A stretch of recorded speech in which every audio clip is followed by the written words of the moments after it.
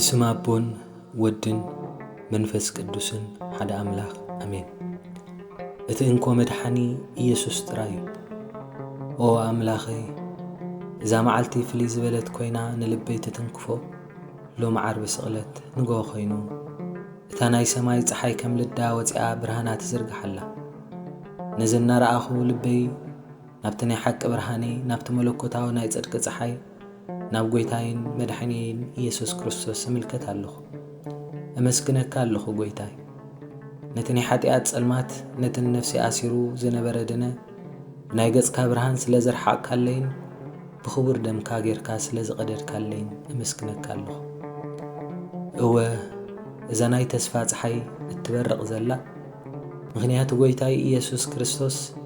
تنصوح بقى عملاخ منتني حاتياتي سريتن ناي نفسي دحناتن يلو أمسك المكرا سلاستقبلن نتخبر نصوح قدسن أملاخاون دوم سلازفسس الليني أو نزيزدن نغفرخان رراخان كميلخ قلصو اتنسوز تقبلو مكرا نخذكر خلخو لبي سبر اتوردت مغرفتي اشوخ مسكل اتزخبرقنا ناتين ناي كل عالم حاتيات بزبانو مصعان ايو كل منتاي أنا كبارنت حاتيات وصيه كنصه صادق كوينه بقدم أبو بتوعد دو كبل ودو تباهيله كصواع نسو تناي كبر غويتا نزي زستمم واغا هيوتو كفيلولي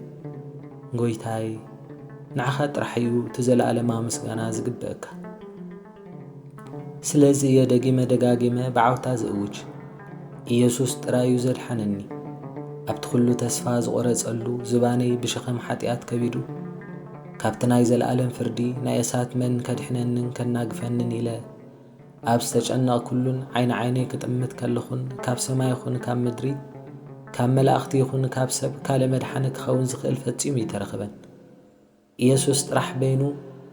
እቲ መልሲ ኮይኑ ዝመጸ ብዘይ ብኢየሱስ ምድሓን የለን إذا حق أزي كم من بعد صنعيو نسيوكو من قدنا بابوز وسد نسيوكو تحق أني أنكو زي تلواوات مرحانيت كالا اسم كالا حيلي كالا أكال يلن بزيكو أنا نفسات كرحن زغل كأنمي وعي نبرن حجي يلن نزل عالم دما كتاي كهلنيو هو نزاب حاتيات تبلاشا أبجقات هدفئة بفرهن ጸጸትን ተዋሒጣ ዘነበረት ነፍሰይ ካብ ዕዳን ባርነታን ካብ መቃሕትን ማእሰርትን ሰይጣን በዋጋት ክቡር ደሙ ዓዲጉ ተበጂው ናጻን ሓርነተይን ዘአወጀለይ እትፍቁር ጎይታ እዩ እቲ ቀደም ዝነበረኒ ሰላም እቲ ካብ ልበይ ዝፍልፍል ሓጎስ እቲ ንገጸይ ዘይፍለዮ ፍሽኽታ ኩሉ ምንጩ ካብቲ ኣብ መስቀል ዝፈሰሰ ደሙ ካብቲ ንሞት ስዒሩ ዝተንሳኣሉ ሓይሊ እዩ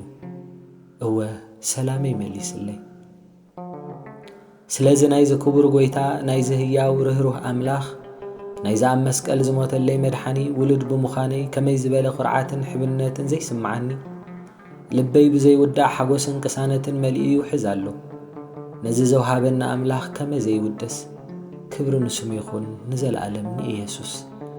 أملاخين فتاو نفسين كريستوس نقسين تسفاين نأمانيئل نتخاباي زي في الله ليتن معالتن نحنت خاليت كوا زي تألمني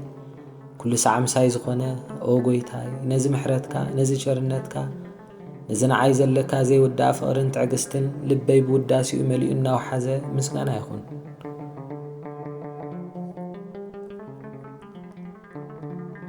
أرتروكس توهارب مخاني عدلني أي إذي إيسوس زبل سمكو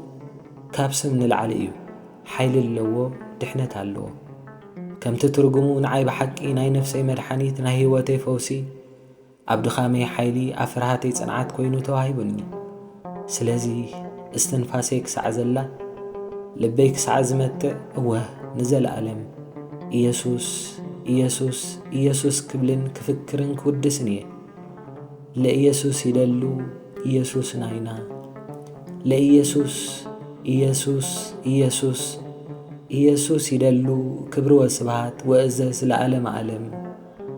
ንስኻ ኢኻ ጎይታይ ኣምላኸይ መጸጊዐይ ኩሉ ነገረይ ወሐስና ህይወተይ ንሎምን ንዘለዓለምን ኩሉ ክብርን ምስጋናን ስግደትን ውዳሴን ንዓኻ ንዘለዓለም ይኹን ጎይታይ ፍቕሪ ንቃንዛ ክቐትሎ ይክእልን እዩ እንተኾነ ወይ መሊሱ የጋድዶ ወይ ቁሩብ ክንክዮ ይኽእል እዩ ከመይ ንዝብል ንኣብነት ሓደ ምስ ዝሓመመ ወዳ ኮፍ ኢላ እያ ትሓድር ኣብዚ ድማ ቃንዛ መሊሱ ደኣይ ዝገድድ እምበር ኣይጠፍእን ምናልባት ምስ ሓወየ እውን ቁሩብ ክንኪ ይኽእል እዩ እንተኾነ መሊሱ ከይሓመኒ ከይዓርቀኒ ከይጸመኒ ከይዕንቀፈኒ ኢላ ስለ ትሓስብ መሊሱ ደኣዩ ቃንዛ ዝገድድ እምበር ኣይንክን ቃንዛ ዝቕንዝዋ ብሰንኪ ፍቕሪ ውልዳ እዩ በዚ ድማ ንዑ ምፍቃራ ቃንዛ ደኣዩ ዝኽስኸላ እምበር ቃንዛ ይንክየላን ኣብዚ ዓለም ዘለዉ ፍቕራት ማለት ናይ ብሓቂ ፍቕራት ናይ ሓዲኦም ቃንዛን ጓህን ደስ ኢልዎን ክወስድዎን ክስከምዎን ዘይደልዩ ኣለውን ብፍላይ ዝኽእልዎ ተኾይኖም ፍቕሪ ንናይ ብፅያ ዝሓሰመ ፀሩ እኳ ክትስከም ትለሊ ተኾይና ንናይ ብፆትካን ካልኦትን በደልን መጉዳእትን ካብ ልብኻ ጓሓፎ እቲ ምንታይ ፍቕሪ ንቂምታን በደልን ስለ ትጽልይን ፍቕሪ ወላ ኣብ ቅድሚ ዝኾነ ሓዘን ዝኾነ ምጽንናዓን ኣይትደልን እንታይ ደኣ ነቲ ቃንዛ ናይቲ ሓዘን ተቐቢላ ባዕላ ክትደዓስ እያ ትደሊ ፍቕሪ ኣብ ቅድሚ ሓጢኣትን ክፉእ ምግባርን እኳ ምሕረትን ጽቡቕ ምትግባርን ናይ ምምናይ ብርትዕ ኣለዋ ልክዕ ከም ናይ ጎይታናን መድሓኒናን ኢየሱስ ክርስቶስ ኣብ መስቀል ተሰቒሉ ከሎ ዝበሎ ስለዚ ከምቲ ሓደ ቅዱስ ኣቦ ንሰባት ይቕረ ምባል ክኸብደካ እንከሎ እቲ ኣብ መስቀል ኮይኑ ክልተ የእዳውን የእጋሩን መስማር ተሸኺልዎን ከሎ ኣብ ርእሱ ኣኽሊል ናይ እሾኽ ተሰቒልዎ ብገጹ ደም እናፈሰሰ ዝገብርዎ ኣይፈልጡን እዮም እሞ ይቕረ በለሎም ዝበሎ ጎይታ ዓለም ዘክር ሕቆኻ ክሕመካ ከሎ ነቲ ንስለይን ንስሌኻን ኣብ ዝባኑ ብዙሕ መግረፍቲ ዝተዓገሰ ጎይታ ዓለም ዘክር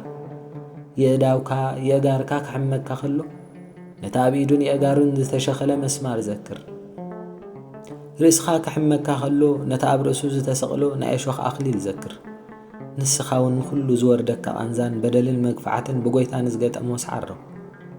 ኣብ ህይወተይ ብዙሕ ዝተመኮረ ክለን ምኽሪ ናይ ቅዱስ ኣቦ እየ ንዓኹም ከም ዝጠቕማኹም እውን ርግፀኛ እየ በቲ ኢየሱስ ክርስቶስ ዝሃበና ሓይሊ ዝኾነ ዘይከኣል ከም ዘየሎ ድማ እመኑ ክርስቲያን ማለት ክርስቶስ ዝተቐመጦ ልቢ ክርስቶስ ዝሓስበሉ እምሮ ክርስቶስ ዝህበሉ የእዳው ክርስቶስ ናብ ሕሙማትን ጽጉማትን ዝበጽሐሉ የእጋር ዘለዎ እዩ ከምቲ ክርስቶስ ኣብ ቤተልሔም ዝተወልደ ኣብ ልብኻ ተወሊዱ ተዘይተቐመጠ እንታይ ይዓብስ ብውሽጠይ ከም ትኾኖ ዝግብአኒ ኣይኮንኩን እሞ ፈውሰኒ ጎይታዬ ንስኻ ኢኻ መድሕነይ ጎይታዬ ንስኻ ኢኻ እምባይ ፀግዐይ ከውለይ ትምክሕተይ ብኣኻ ድሕነት ረኺበ እሞ ኣመስግነካ ኣለኹ ናይ ዘለዓለም ሓጢኣት ናይ ኣዳምን ናይ ሔዋንን ተወራረሲ ዝኾነ ንኽተጥፍአለ ኢልካ ኣብ መስቀል ተሰቒልካ ኢኻ እሞ